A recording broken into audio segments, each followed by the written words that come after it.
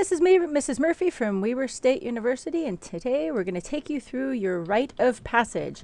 Everyone has to code Pong at least one time in their programming career. You know, the simple game where there's a ball going around the walls and you're the paddle that you control, that you can move it up or down. So that is what we're going to take you through today, is the code for this.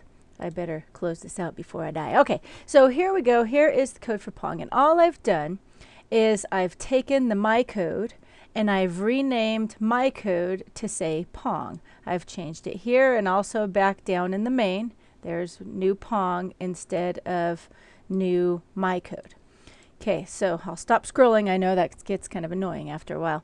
Okay, so here we go. Here's our variables. We have to have a variable for the direction of the ball. So we have the direction X and the direction Y.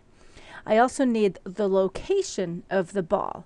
So ball X and ball Y, and that just kind of puts it somewhere in the middle. I need variables for the paddle's X and Y coordinates, and then a variable for the score. And then I still have my random generator. I probably at some point should change this to say Pong.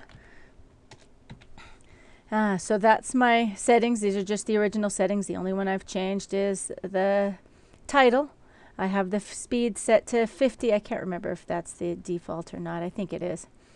All right, so now I'm going to go take you through the draw. So when I draw, first of all, I draw the three walls. I just draw them in as rectangles. Then when I draw the paddle in, I put the X and Y in as variables. Then I just add the width and the height. Also, when I draw the ball, I put the X and Y in as variables, and then the ball is just smaller. If you want to make your ball bigger, that's fine too. Then I draw the score in, so it says score plus I score, and this is just the location where it's at. All right, so now on the key press, I'm going to do an if statement. I don't think we've done these before for key presses, at least. So here, this is a key is just the parameter that gets sent by the operating system anytime the user presses a key, and I just check the key code. And if the key code happens to be the up arrow key, then it's going to subtract from the Y position of the paddle, thus moving it up. Now that's the opposite with the down. I check to see if it's the down key, and if it is, I add 20 pixels, which moves it down. So that is the key press method, and all it does is controls the paddle to move up or down depending on which key is pressed. Now the timer is where it gets interesting. That's most of the logic. Okay, so for the logic, I have an X and Y for the ball. And every time the timer ticks, I just add whichever speed for the left and the Y. Now, if dx is a negative number, it's going to go to the left. If dx is a positive number, it's going to go to the right. Then same thing with dy. If dy is a positive number, it's going to make the ball go down. If dy is a negative number, the ball is going to go up. Then I check when I drew the walls, I kind of kept track of the coordinates of where I drew them. And so 440 is the bottom wall. If the Y position of the wall goes greater than that, then I change the variable to make it appear as though it's going to be bouncing up now. And remember, up is negative, so I do a random number between 0 and 5, and then I subtract 5 from that. So if my random number is 2, 2 minus 5 is still a negative number, and it's going to go kind of up, but in a negative number, I should say. So that way it's not always 45-degree angles. There's a little bit of randomness every time it hits the wall. Okay, I do the same thing on the Y direction. If it hits the upper wall, I make it a positive number to make it shoot back down.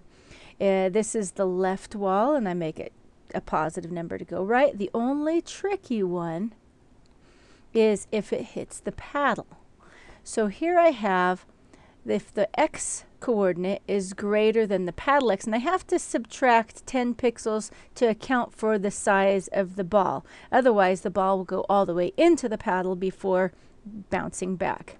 Okay, so this if statement right here just determines if it's reached the X coordinate of where the paddle is. I should put that in as a comment, shouldn't I? All right, ball reaches the paddle.